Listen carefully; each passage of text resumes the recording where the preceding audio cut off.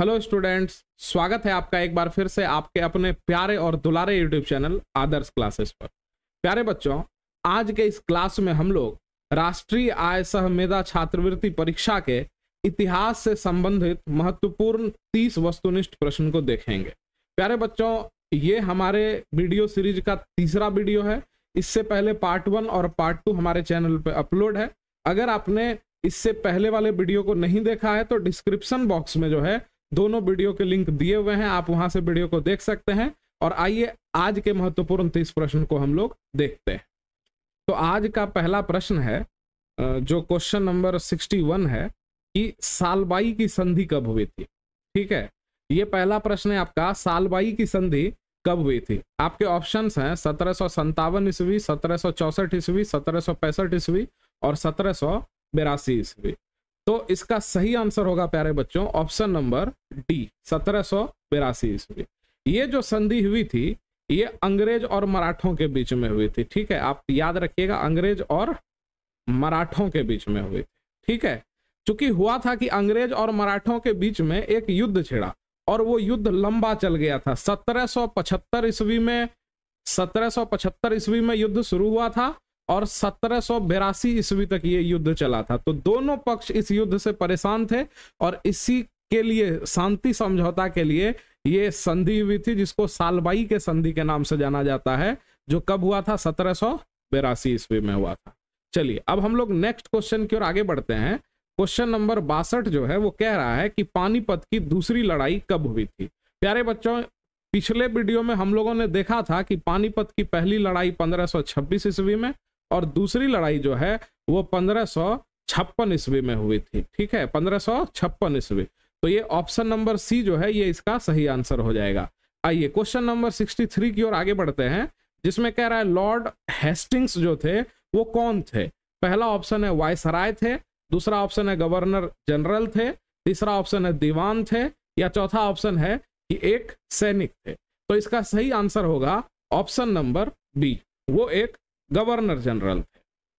चलिए अब हम लोग नेक्स्ट क्वेश्चन की ओर आगे बढ़ते हैं। क्वेश्चन नंबर 64 है, सर्वोच्चता नीति की शुरुआत किसके शासनकाल में हुई थी।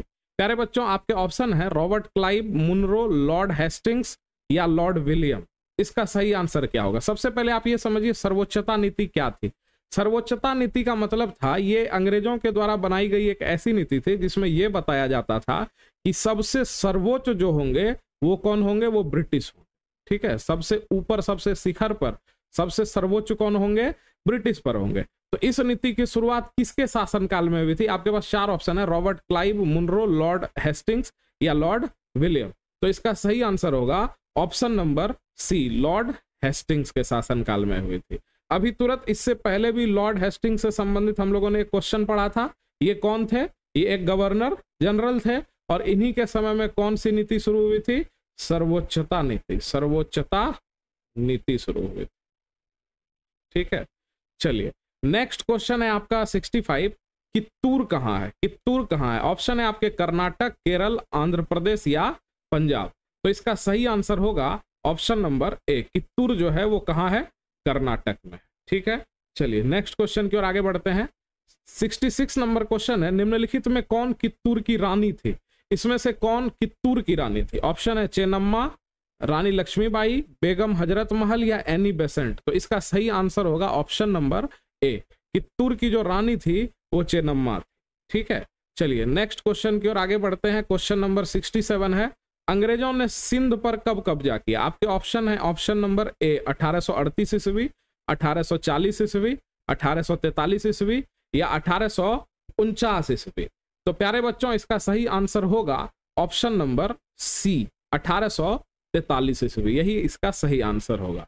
क्वेश्चन नंबर 68 की ओर आगे बढ़ते हैं। क्वेश्चन है, अंग्रेजों ने पंजाब पर कब कब्जा किया। ऑप्शन है आपके 1849 ईस्वी, 1823 ईस्वी, 1843 ईस्वी या 1839 ईस्वी। आपके 4 ऑप्शन हैं और इसका सही आंसर होगा 1849 ईस्वी। अभी हम लोगों ने 2 चीज देखा, अंग्रेजों ने सिंध पर कब कब्जा किया, तो सिंध पर उन्होंने कब्जा किया 1843 ईस्वी में, और पंजाब पर कब कब्जा किया, पंजाब पर कब्जा किया 1849। कुछ ईस्वी हैं प्यारे बच्चों जिसको आपको याद रखना पड़ेगा। ठीक है, 1849। आप बार बार जब इसको पढ़ेंगे, आप जब इसका नोट्स बना लेंगे और बार बार रिवीजन करने से क्या होगा, आपको चीजें याद रह जाती हैं।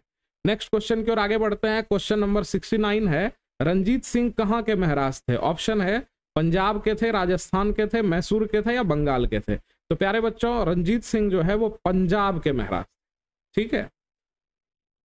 क्वेश्चन नंबर 70 है, पंजाब के महाराज रंजीत सिंह की मृत्यु कब हुई थी? देखिए अभी तुरंत यहाँ कहाँ के महाराज, तो यहाँ अगले क्वेश्चन में आपको हिंट भी दिया हुआ था। पंजाब के महाराजा थे रंजीत सिंह, उनकी मृत्यु कब हुई? ऑप्शन नंबर ए 1849 ईस्वी, ऑप्शन नंबर बी 1839 ईस्वी, ऑप्शन नंबर सी 1843 ईस्वी या ऑप्शन नंबर डी 1824 ईस्वी। तो इसका सही आंसर होगा ऑप्शन नंबर बी 1839 ईस्वी, ठीक है। सन 1839 ईस्वी में पंजाब के महाराजा रंजीत सिंह की जो है मृत्यु हो गई थी, 1839 ईस्वी में। चलिए अब हम लोग नेक्स्ट क्वेश्चन की ओर आगे बढ़ते हैं। क्वेश्चन नंबर 71 जो है, ये क्वेश्चन कह रहा है कि विलय नीति की शुरुआत किसने की थी? ऑप्शन है लॉर्ड कैनिंग ने, लॉर्ड विलियम ने, लॉर्ड डलहौजी ने, लॉर्ड रिपन ने। विलय नीति, प्यारे बच्चों सबसे पहले हम समझ लेते हैं विलय नीति था क्या। तो विलय नीति अंग्रेजों के द्वारा बनाया गया एक ऐसा नीति था जिसमें मान लीजिए यदि कोई राज्य है जिसमें एक राजा शासन कर रहा है और राजा का कोई उत्तराधिकारी नहीं है, मतलब उसका पुत्र नहीं है, और राजा की मृत्यु हो जाती है, तो ऑटोमेटिक वो जो राज्य है वो अंग्रेजों में जाके विलीन हो जाएगा, ब्रिटिश गवर्नमेंट में जाके विलीन हो जाएगा। वहां पर शासन कौन करेंगे? ब्रिटिश गवर्नमेंट करेंगे, ठीक है। यानी कि यदि राजा का भाई है तो वो नहीं देखना था, देखना था केवल राजा का कोई उत्तराधिकारी यानी उसका पुत्र है या नहीं। यदि उसका पुत्र नहीं है तो फिर उस राज्य को, उस क्षेत्र को ब्रिटिश में विलय कर लिया जाता था। तो विलय नीति की शुरुआत की थी किसने? इसका आंसर होगा सी नंबर, लॉर्ड डलहौजी ने। किसने शुरू की थी? लॉर्ड डलहौजी ने। चलिए अब हम लोग नेक्स्ट क्वेश्चन की ओर आगे बढ़ेंगे। क्वेश्चन नंबर 72, विलय नीति के बाद, यानी कि जब ये विलय नीति लॉर्ड डलहौजी ने बनाया, इसके बाद कई रियासत जो है वो कंपनी के हाथ चली गई। उन रियासत के नाम है। अब प्यारे बच्चों इससे आपको ऑब्जेक्टिव क्वेश्चन पूछे जाएंगे, ठीक है। ये एक क्रम दिया हुआ, ये कोई प्रश्न नहीं है, ये उत्तर है। आपको इसको लिख के याद कर लेना है, अक्षरशः याद कर लेना है, ठीक है। विलय नीति के बाद जब लॉर्ड डलहौजी ने बनाया तो सबसे पहले सतारा जो रियासत था, जब वहां के राजा की मृत्यु हुई तो ऑटोमेटिक जो सतारा था वो किसके में जाके विलय हो गया? ब्रिटिश हुकूमत में। कब? 1848 ईस्वी में। ईस्वी भी पूछ देता है, क्वेश्चन पूछा गया एग्जाम में। संबलपुर कब विलय हुआ? 1850 में। उदयपुर कब हुआ? 1852 में। नागपुर कब हुआ? 1853 में।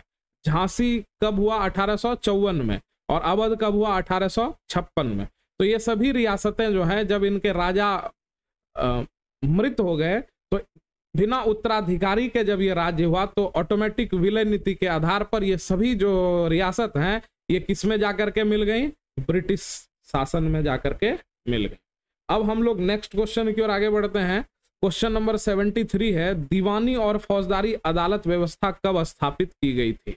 ऑप्शन है 1770 ईस्वी, 1771 ईस्वी, 1772 ईस्वी और 1773 ईस्वी।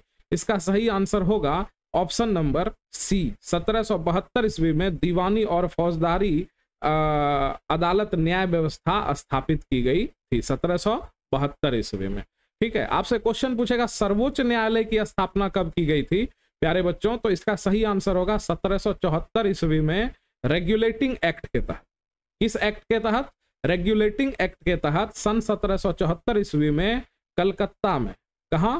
कलकत्ता में सर्वोच्च न्यायालय की स्थापना की गई थी। किस एक्ट, किस कानून के तहत? रेगुलेटिंग एक्ट के तहत कलकत्ता में 1774 ईस्वी में सर्वोच्च न्यायालय की स्थापना की गई थी, ठीक है। आइए नेक्स्ट क्वेश्चन की ओर आगे बढ़ते हैं। क्वेश्चन है सर्वोच्च न्यायालय कहाँ है? प्यारे बच्चों कहाँ है मतलब वर्तमान में आपसे पूछा जा रहा है, वर्तमान में सर्वोच्च न्यायालय सुप्रीम कोर्ट कहाँ है?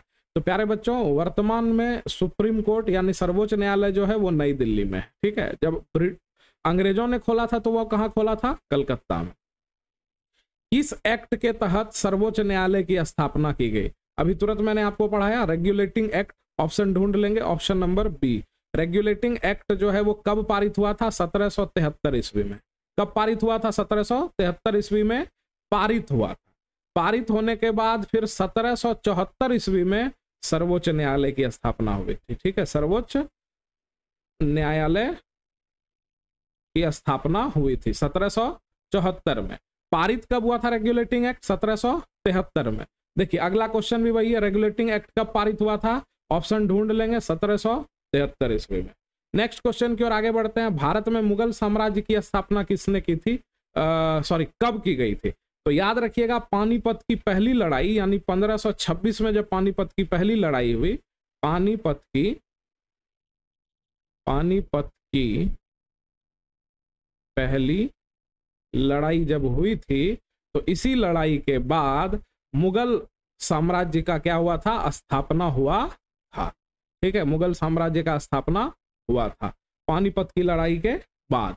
नेक्स्ट क्वेश्चन है 79, भारत में मुगल साम्राज्य के संस्थापक कौन थे? ऑप्शन है हुमायूं, अकबर, बाबर या जहांगीर। इसका सही आंसर होगा ऑप्शन नंबर सी, बाबर जो है वो मुगल साम्राज्य के संस्थापक। बाबर मुगल साम्राज्य के संस्थापक थे। चलिए हम लोग नेक्स्ट क्वेश्चन की ओर आगे बढ़ते हैं।